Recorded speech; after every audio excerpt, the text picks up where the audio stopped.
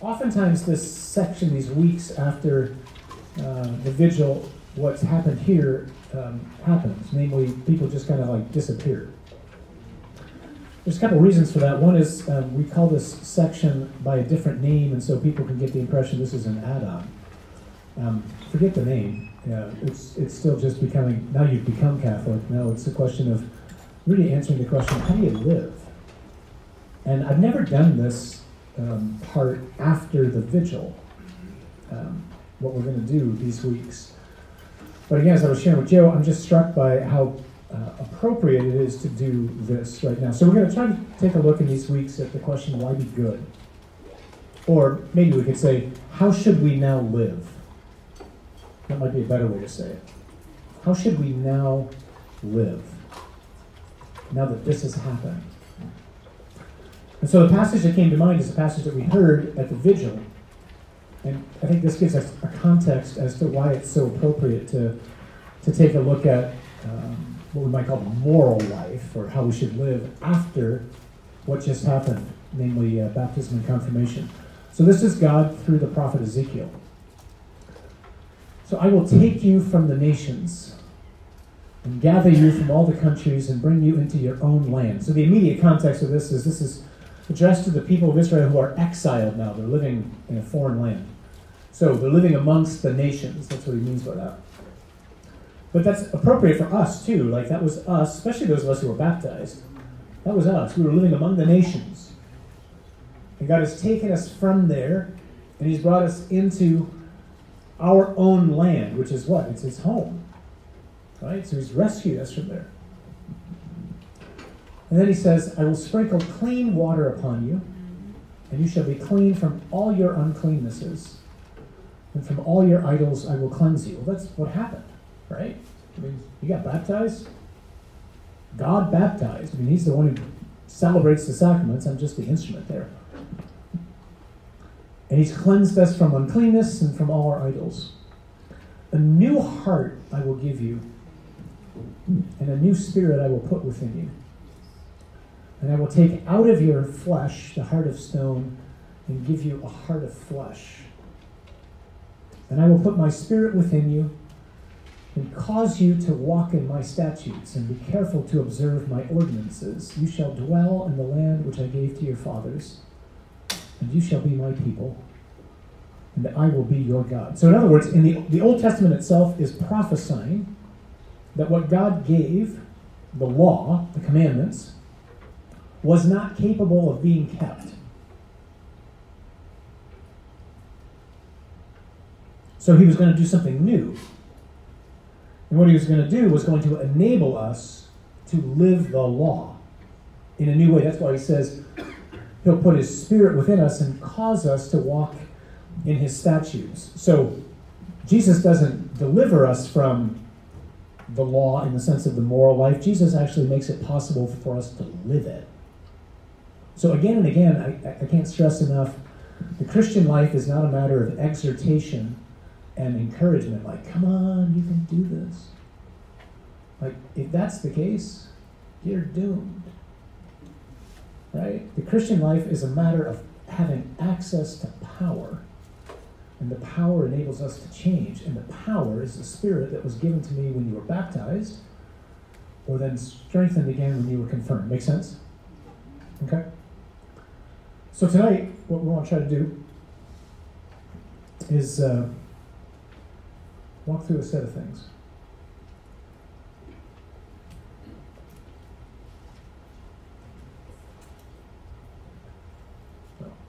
I like this.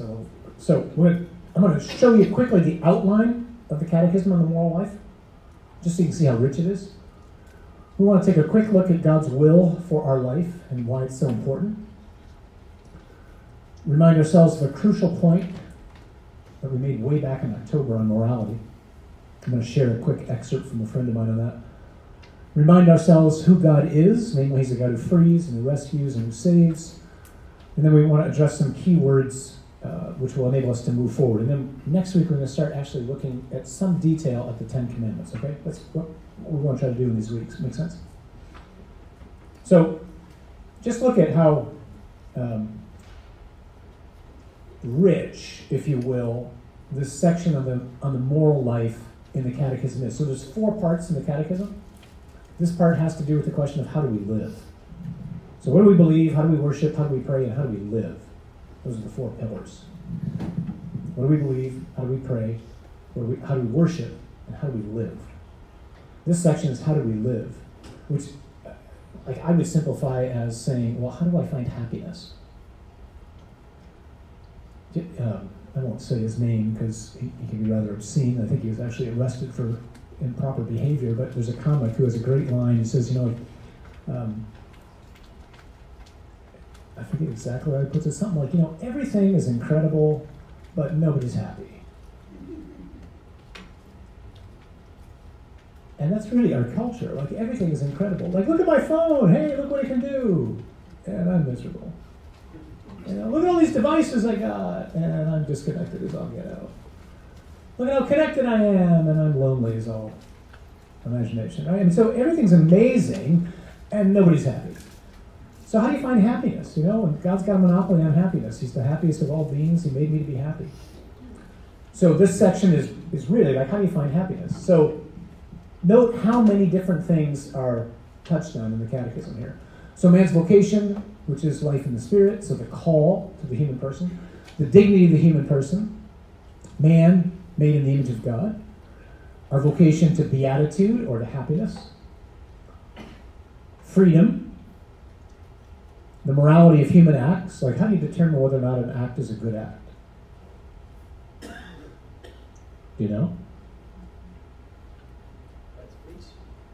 By its fruits. What if I'm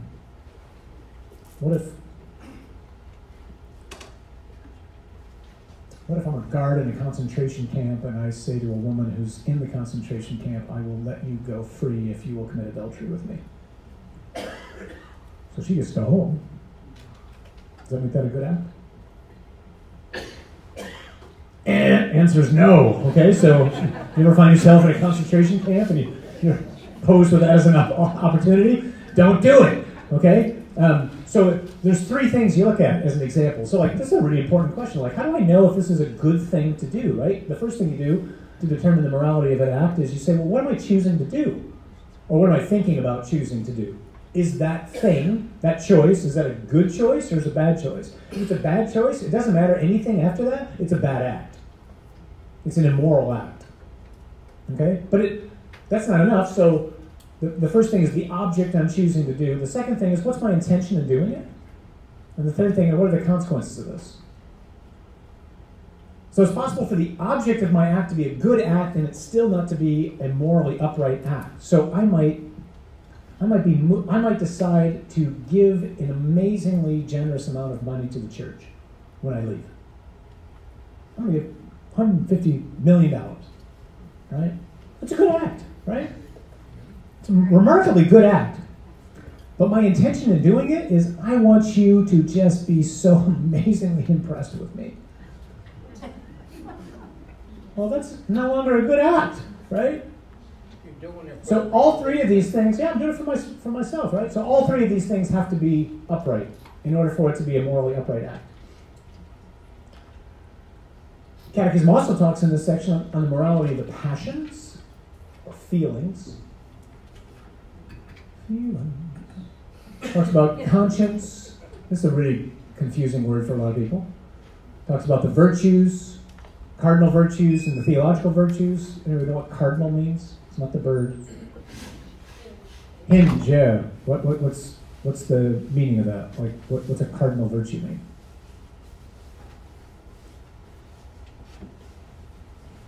So think of a door, right? So anybody ever had the experience in your house when this little thing here went off and then the door kind of didn't swing well, right? So the idea behind the cardinal virtues, which are prudence, temperance, justice, fortitude, is those 4 hinge virtues, they allow human life to just swing really easily. So when you've perfected these habits of living, you just have an easy life. Not easy like nothing's happening to me. Like you just have an interior calm. You know how to think. You know how to make judgments. Life makes sense and it works, okay? When one of those virtues is not in place, when you're intemperate, when you're imprudent, when you're unjust, when you're a coward, the door doesn't swing well, right? So those are the cardinal virtues, and then the theological virtues are faith, hope, and love. That's all in this section on the Catechism. So too is sin, deadly sin, venial sin. What makes sin sin? What is sin? The human community, the person in society, participation in the social life, social justice. I mean, this is a massive section, right? God's salvation, law and grace, the moral law, grace and justification. What do Catholics think about how we're justified? What do Catholics believe and think about how we are made right with God? How are we made right with God?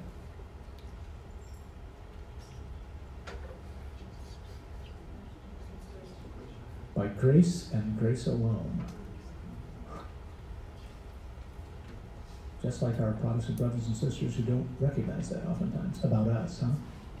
The church would teach that you are justified by grace and grace alone. There's nothing I could do to make me right with God. Only God can make me right with him. And he did it in the cross. Now I have to respond to that. So I'm saved by grace.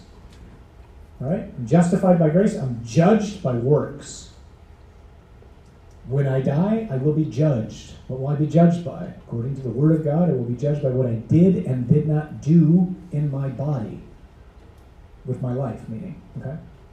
That section talks about that. Talk about the church as mother and teacher, and then finally the Ten Commandments. Okay? So all these things, the point of this is just to show you how dense this section is, right? This is one of 4 pillars in the Catechism, and it's got a boatload of things in there. And it's worth just looking at. So maybe you didn't know that the church teaches we're saved by grace and grace alone. Well, go find that out. So RCIA, Becoming Catholic, is just an introduction to the church. You know, you guys have begun to become Catholic. You're going to be becoming Catholic the rest of your lives, just like me. Okay? My conversion started a set of years ago. It is still very much in process. What about God's will for your life? Like if there's one question that people ask a priest, maybe more than anything else, is, Father, I'm trying to figure out what God's will is. And usually they mean by that, should I marry so-and-so, or should I move to get that job, or should I go to school here? Those are all important questions, but I don't think they have anything to do with God's will. So God's will, the other way we can ask this is, why did God make you?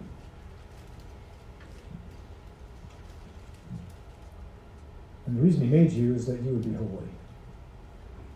So this, St. Paul says in 1 Thessalonians 4, this is God's will, your sanctification. What's it mean to be sanctified? To be made holy. So,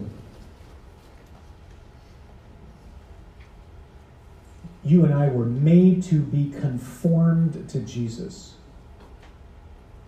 Like that's the end game that God created me for, to become another Christ.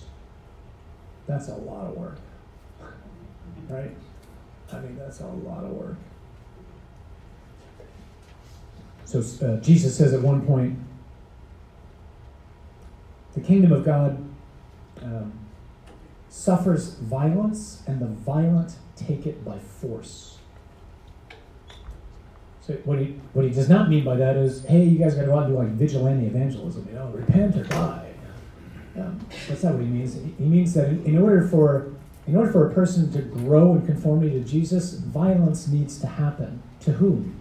To me. By who? By me. Like, I need to do violence to myself. Why? Because I've got unruly passions.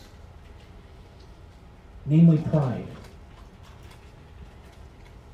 Which then wreaks havoc and gives rise to all sorts of other things. Right? I hope you know that about yourselves.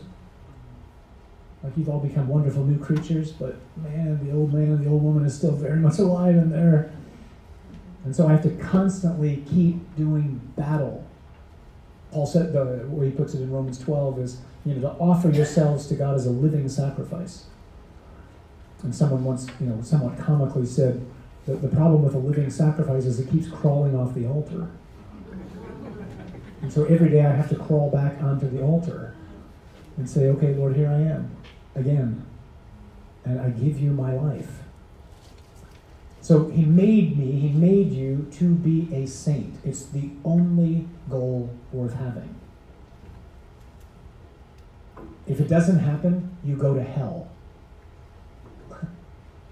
That's the stronger way to say it. You either become a saint or you burn in hell. So choose sainthood. It's a better way to go, right? Because everybody in heaven is a saint. We just know some of their names, but everybody in heaven is a saint. So holiness just means that my life is surrendered to God. And we're all constantly in a battle trying to do that more and more, all of us. But that's the goal that we're trying to shoot for, all right? And here's the kicker, like in doing that, you find happiness. Like the more you surrender to God, the more we begin to walk in freedom, the more conformed we are to Him who is the happiest of all beings, the happier I am. The less I do that, the more miserable I am. Okay? I don't know why some of these slides just disappeared, but so let me go back to something we talked about in October when we started talking about homosexuality. At that point, we just made the observation that the moral life and moral questions don't really have, this is maybe a bit overstating it, but maybe it's provocative to make the point. They really don't have anything to do with faith. What do they have to do with? Huh? Nobody knows what you're talking about when you say natural law. I don't think. The way things are. The way things are to be. Okay. Yeah. What if I don't believe in God? So just today, I was just reading something today, maybe you saw this story too. There was, I guess, some interview on TV the other night between Rick Santorum, one of the Cuomos, and somebody else about abortion. And one of the people said on the air that the woman does not have a child when she's pregnant. It's not a child. I thought I saw the text, it's not a child. It's not a human. Maybe it's not a human. Yeah. It's not a human. Yeah. So this is a problem of what? Yeah, thinking. Right? Morality is a matter of careful thinking. This is called stupidity. All right? This has nothing to do with the Bible. This has nothing to do with the Catechism. It has nothing to do with being Christian, Hindu, Buddhist. It's a matter of thinking. So morality is a matter of careful thought. So I'm going to play something. What do I plug this into here? I want to share with you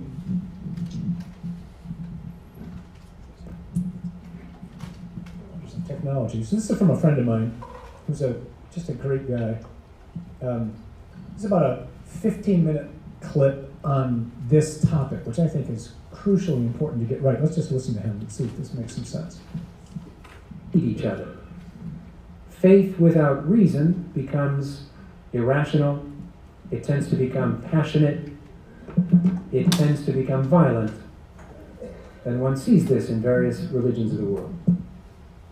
Reason without faith becomes irrational. It begins to try to answer questions it can't. It doesn't know its own limits, and it runs people right into inhumanity and irrationality. And we see a lot of that too. So the truth of it is that the converted mind, the transformed mind, sees that faith and reason are both important because they give us reality. They give us truth. So what's the wound? The wound is the view that because faith is in a realm that one cannot prove scientifically or rationally simply by a proof, therefore it's not actually knowledge at all. It's not knowledge. It's a matter of feeling or opinion. And therefore, it's something that you have privately. It's something you carry around in your head. It's a matter of taste. You know? Some people even will say it's a matter of genes. Some people are religious by heredity. And some people just don't have a sort of believing gene. Now, one of the fruits of this is that religious truth does not inform the common life. It's something we carry around privately, but it doesn't inform the common life. This is a very new situation in the history of the world. Every human society before ours was founded on a religious vision of the world, on some kind of spiritual understanding, because only a spiritual understanding could take into account all the data. What a human is, our own desires, our hopes, how human relationships actually work. We've relegated all of that to the private, and so we have a world in which the common is determined not by any kind of religious truth, but by some sort of claim that religious truth doesn't exist and we can just figure it out through a kind of secular understanding. This doesn't work, though, and as a result you get a kind of pseudo-religious secularism, because one needs a religious view to sustain common life. And so one gets a kind of established religion of secularism, but it's pretending not to be religious. It's not really a religion, because it doesn't appeal to that which is invisible and beyond us, but it functions like a religion. And it's harmful. It harms people. Leaves people despairing. Leaves people not knowing what to do, where to go. We're living now in the midst of a remarkable phenomenon, a civilization that is putting itself to death. Not because of external enemies, not because of a descent of barbarians, not because of a bubonic plague. It's putting itself to death because it doesn't have the will to live. It's lost because it's lost God, it's lost a sense of its own being, and at the moment Europe is disappearing. In 100 years, it's hard to know what's going to be there. Visit now.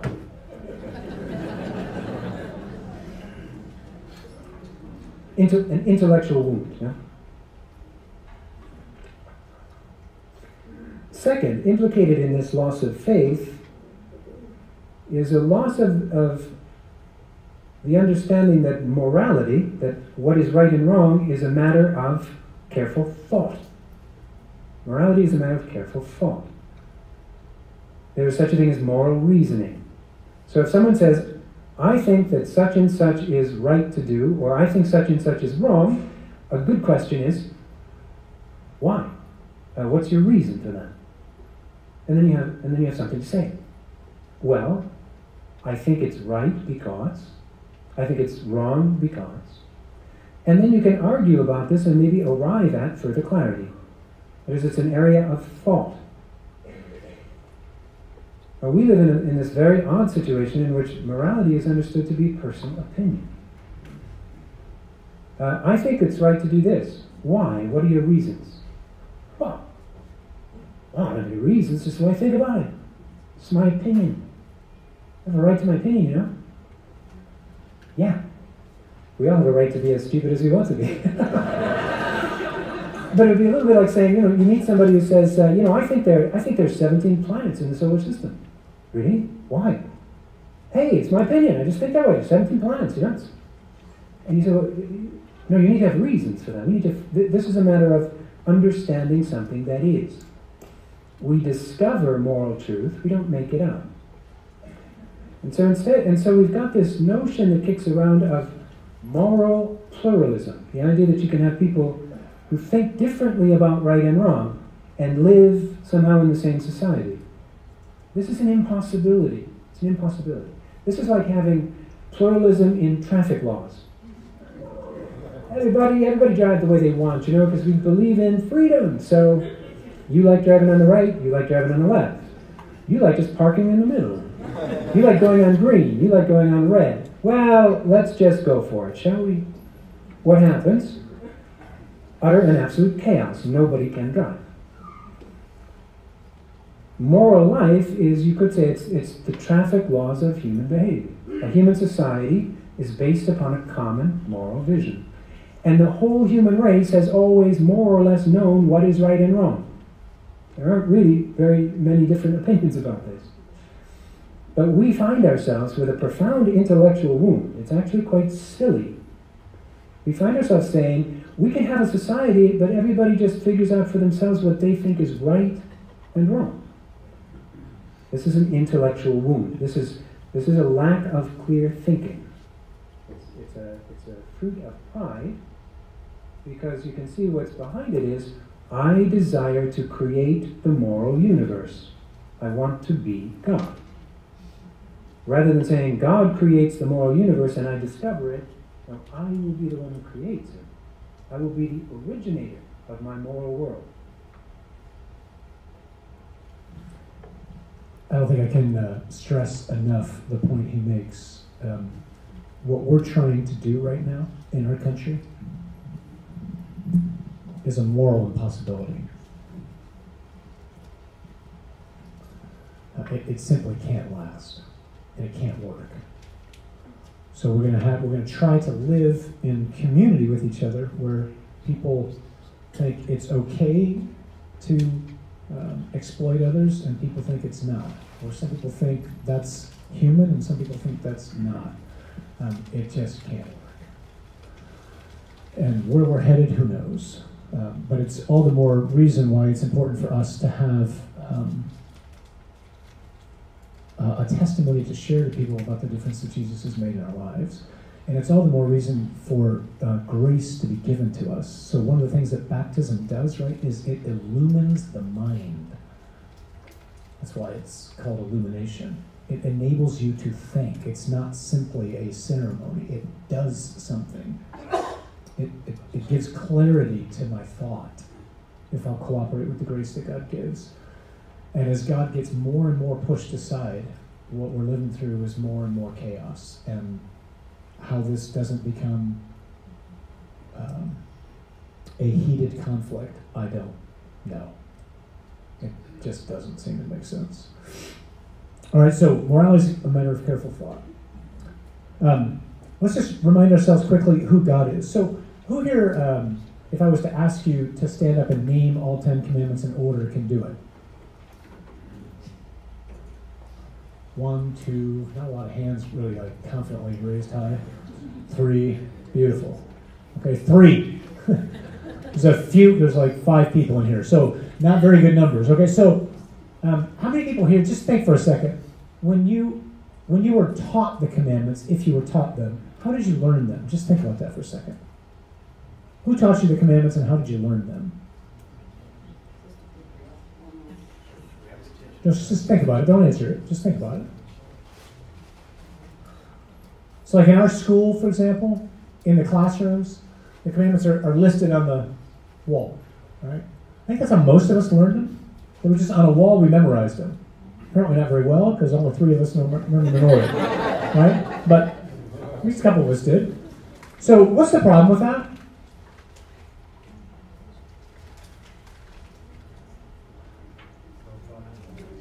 No thought behind it.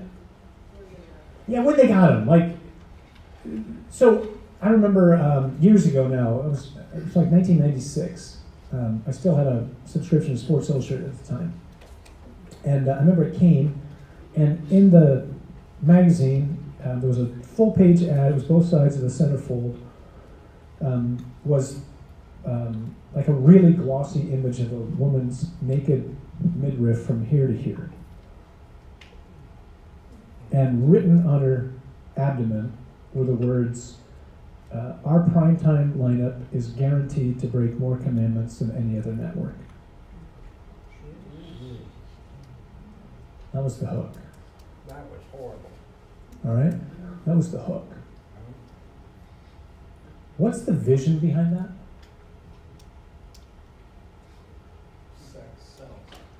Sex sells, but behind that is what? I mean, what's yeah, why? Because so law is oppressive. The commandments are oppressive. They're restrictive. They're not liberating. They're debilitating. They hold you down. Right? If you really want to be happy, forget the Ten Commandments. Do what you want. That's the vision behind that, right? So that's a lot of people's vision. Whether they say that out loud or not, we often live that way. You know, we live with a distorted understanding of the God who has done what he's done for us. So it's important to know, like, so the commandments were given to, is it like the Israelites were just sitting on the beach one day and they were having a great time, and then God said, you know what, you guys are having way too much fun here. Take a load of these and stop having all this fun. No, the commandments are given to Israel on their way from Egypt to the promised land, right? Isn't that right? Yeah? So where were they when they got where were they before they got the commandments? Slavery. For how long? 430 years. How'd they get out of slavery? Yeah, God. God did something, right? God rescued them from slavery. And then on the way, after he rescued them from slavery, he changed his mind and he says, you know what? No, I don't want you to be free. Here, take these. No, of course not, right? So the God who gives the commandments is a God who liberates. Therefore, the commandments must be a means of liberation. The essence of the commandments is really as simple as this: you shall not be a slave. I did not make you to be a slave. I made you to be free. And so we need to remember where they are. Location is everything, right? Not just in real estate. It's everything.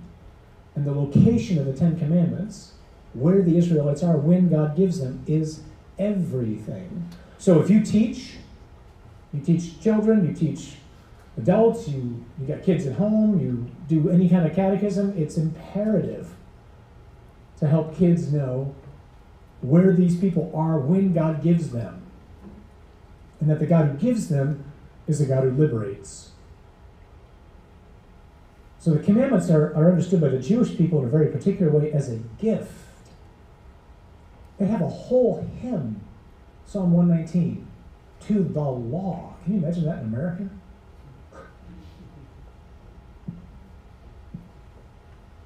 It's a way to understand reality. It's the way to understand reality, that we should be so blessed that God should show us how to live, unlike the pagans who do not know how to live. Okay? So that's who God is. So, I'm not sure why these didn't show up, so let me just walk through real quick four words, and then I'm going to touch real quickly on the powers of the soul, and then we'll take some time for Q&A and wrap this up. So before we get into the commandments next week, it's worth looking at love, freedom, law, and truth. So love, freedom, law, and truth. So St. Paul says in Romans something as simple as this: love does no wrong to a neighbor, therefore love is the fulfilling of the law, or the fulfillment of the law. What's love? Don't answer that, just think about it. The problem in our country, in our culture, as Americans who speak English as our primary language, there's only one word for love. So think back to last week, the gospel. Jesus asking Peter 3 times, do you love me, do you love me, do you love me? He doesn't ask the same question in Greek. He does ask it in English, but he doesn't ask it in Greek. There's 4 words for love in Greek. There's the love of friends, there's familial love, there's erotic love, and then there's total self-giving love. God has all of those, and they're all love, don't get me wrong. It's not like only agape is love, the rest of them are counterfeit. They're all love, but the highest love is agape. When Jesus asks Peter, Simon, do you me? It's, do you love me in a totally selfless way like I love? To which Peter answers, yes, Lord, you know I love you like my brother. Which is not what he asked, right? So do you love me in a totally selfless way? So it's agape, and the second word it's phileo. To which Jesus says, Simon, do you love me in a totally selfless way the way I love you? To which Peter says, yes, Lord, you know I love you like my brother. To which Jesus then says, Simon, do you love me like a brother? Which is what provokes Simon to cry. It's not that he asked him a third time, do you love me? It's that he condescends as if to say, okay, I'll take that. Will you love me like a brother? And Simon says, yes, Lord. And then, of course, Simon goes on to love in a totally selfless way by losing his life for the Lord, right? That's what's happening there. That's just an illustration of, we don't catch any of that in English, right? But you do in Greek. 3 words for love in Hebrew. But English, you get like, I love the Lions, I don't know why.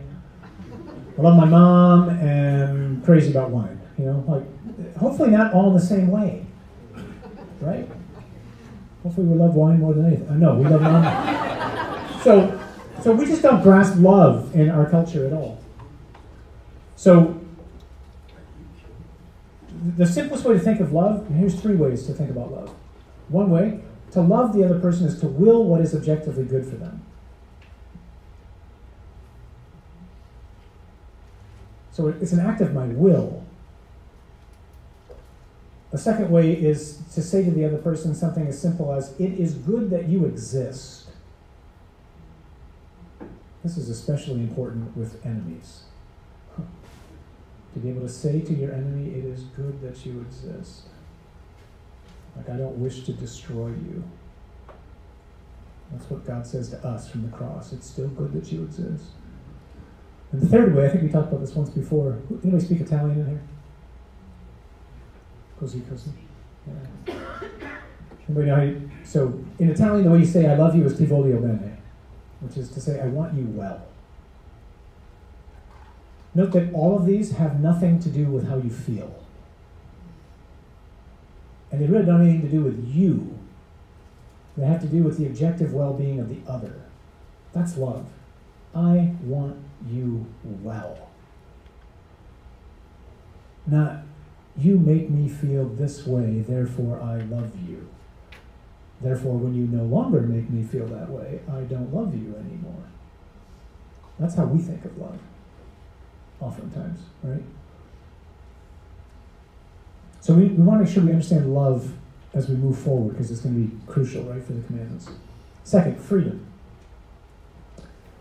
So not only do we not have a good understanding of love, we don't have a very good understanding of freedom, right? So what in the world is freedom? We tend to, as Americans, more or less see freedom as freedom is the ability to do whatever I want. That's not freedom.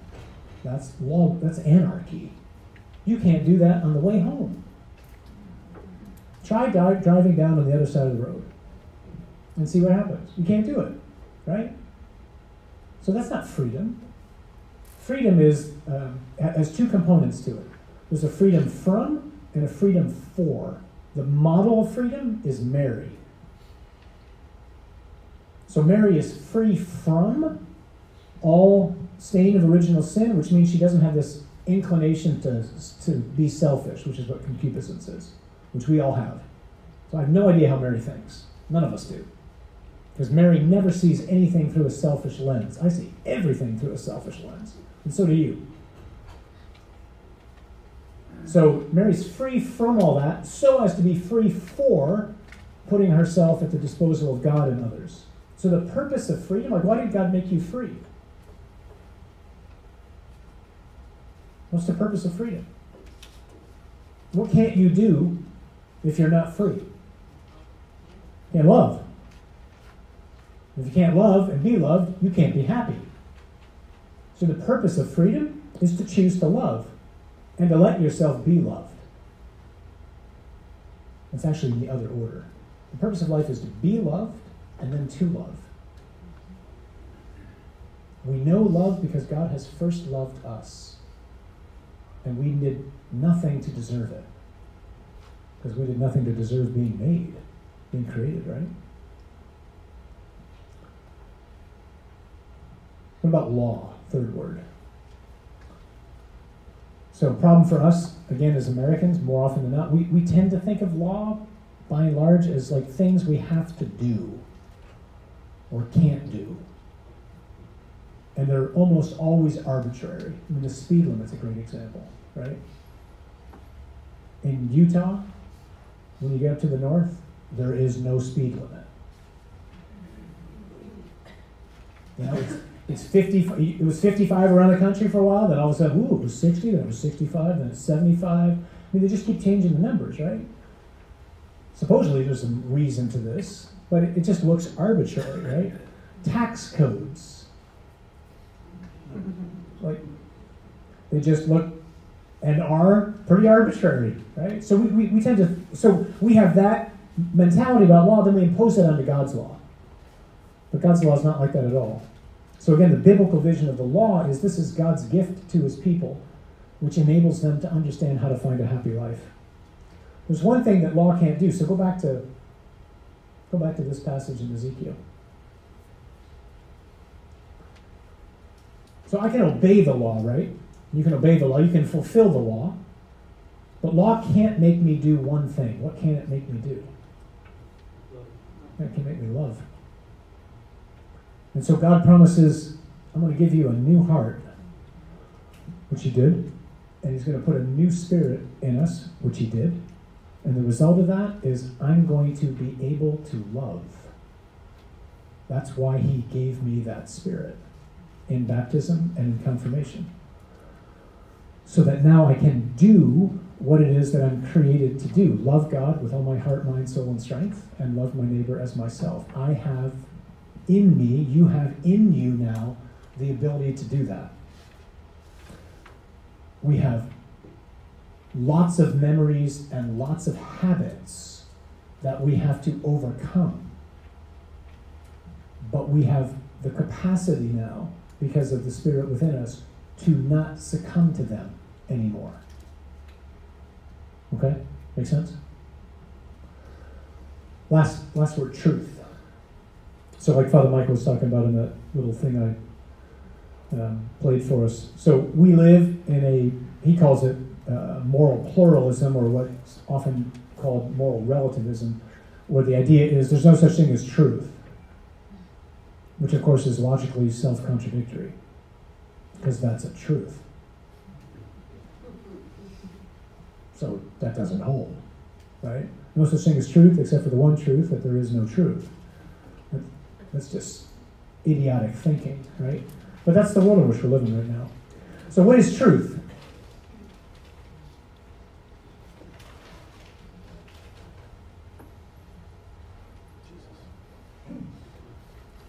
What's truth, Donna?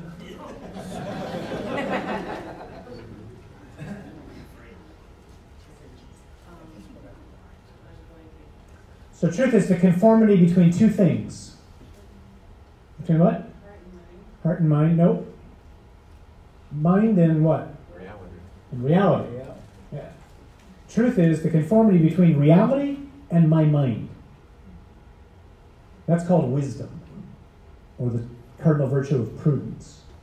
Prudence enables me to see reality the way it is. We have a lot of educated idiots in our country with massive degrees who are fools. They don't see reality. And it's staring them in the face. And I can be the same, and so can you at times, right? So it's not like those people, this is us. So truth is when my mind and reality are in conformity with each other, or it's conformity between the thing that's perceived and my intellect. So you can believe the world is flat all you want, totally. You're just wrong. So we tend to think that I can construct reality by my thinking. Try that walking off the top of a building. I just don't think gravity is actually real.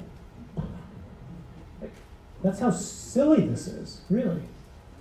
So we're living right now trying to ignore reality. This is one of the root problems of our culture right now. We are rejecting all of reality, even to the level of gender.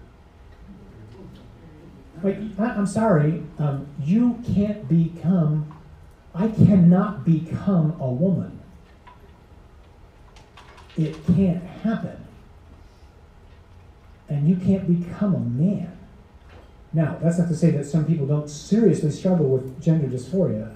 I got friends who battle this. I'm just saying reality is reality. I can't become what I'm not any more than I can go, I think I can bend the earth to make it flat.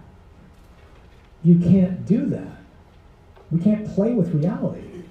And when we do, you get chaos. And this is, at its root, right, this is a rejection of the author of reality.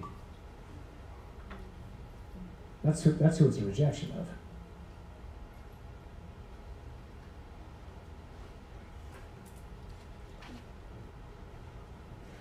All right, let me touch real quickly on this, and then if you got any questions, we can do that. 3 powers of the soul. I always find this very helpful. So the soul has 3 powers or capacities or parts to it, if you will. Anybody know what they are?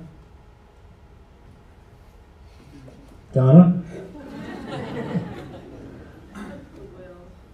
The will. Let's see if it's up there. Oh, 2 for 2. What about free will? That's including the will. Right? Yeah. Back to feelings. Right? So the 3 powers of the soul. So intellect, will, and feelings. Where does sin happen? Yeah, in the will. Right? When I choose to do something. Where does love happen? In the will. Right? When I will something. So the first thing I'm doing when I'm looking at choices, I'm trying to figure out what is the object that I'm choosing, and I'm choosing that with my will. What is it that usually determines what we choose? Feelings. Right? What should determine what I choose? The intellect, which is in conformity with reality. Yeah, all right, so the easiest way to think of this is a train. So picture a train with an engine, a caboose, and a car. In order for the train to work well, the intellect leads, will is the car, and feelings are the caboose. When that's the order of the train, life works. Usually, feelings are the engine, will is getting dragged by it, and the intellect has been decoupled and it's somewhere down the track. Right? That's usually how we live our lives. So when you got either baptized and confirmed or confirmed at the vigil, you got an injection, if you will, of grace into this and into that. The feelings stay the same. They come and go, right? I get the worst feelings running through my mind, if I can put it that way, or passions, when I say Mass. I've just learned not to be surprised by that anymore. That might be comforting to some of you, that might scandalize the heck out of some of you. But like that, I just expect that. Like the feelings just come. So what? They come. But grace, God's supernatural power, is given to illumine my intellect and to strengthen my will. So coming out of the waters of baptism, you're a new creature with all the old memories and habits that you had. So it's not like the past doesn't exist anymore, it's just that the sins are gone. But I still got ways of living my life. And so I have to get into new ways of living my life. And the way I do that is not just someone going, hey, here's a new life, go get it. It's the Spirit gives me strength to begin to live a new life. And so usually it's just gradually over time, like I just move into and acquire stronger habits and better habits for easy living. So the door begins to swing more freely, whereas once it just creaked like crazy if it even moved. Okay? So the Spirit gives me grace towards being able to actually move and living this new life. So the summation of all this, right, at least for me, is it's just a prayer saying, Lord, just teach me how to live a new life and strengthen me to get into better habits. Because you just do what you said you were going to do, and you did at the vigil. Like, give me a new heart. That's what he gave that night. The challenge is, as I asked a friend of mine one time who was made a bishop, I said, how you doing? And he said, the psychology, is a great line, the psychology is trying to catch up with the ontology. So ontology is a study of how things are, of being. So he is a different man now because of what happened to him. That's objectively true. But emotionally and psychologically, he's still trying to grow into that. So same with those of you who were just baptized. Like, the psychology has to catch up with the ontology. Like, objectively, you're a new creation. Psychologically, I'm still like, what just happened? How do I live? And why am I still going back to doing some of these things I used to do before that I said I was never going to do again? So we just keep asking the Lord to give us strength and courage and perseverance. Okay? Great.